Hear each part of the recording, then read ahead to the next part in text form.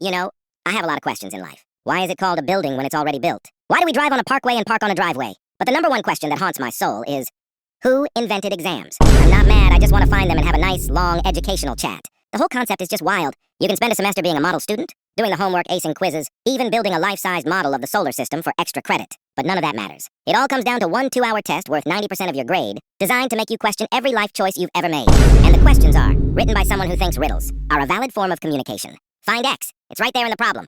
What are we doing here? Or my favorite, the history exam. Analyze the emotional state of the horse that carried a forgotten general during an insignificant battle in 1503. How am I supposed to know that? I wasn't there. The teachers are the ultimate masterminds behind this. The day before, they look at the class with a straight face and say, "Don't worry if you just paid attention. It'll be easy." Sir, I was paying attention. I was paying attention to the clock, the fly buzzing around your head, and the fascinating realization that my pen was out of ink for the last 45 minutes. And you can never trust them. They'll spend 3 weeks on chapter 4, telling you this is the most important part. Know it forwards and backward. Then they'll whisper, "Oh, and chapter 11? Just skim it." So you study chapter 4 until you can recite it in your sleep. You open the test, and what's the first thing you see? A 50-point essay question that says, "Explain every single detail from chapter 11. Use evidence." Good luck. Then you look across the room, and there's always that one person who asks for extra paper after 7 minutes. Extra paper? My friend, I'm still trying to figure out if I spelled my own name right. Are you writing a novel? Is this your autobiography? Did you get the fun and easy edition of the exam while we got the Welcome to the Thunderdome version? At this point, you just enter the 5 stages of exam grief.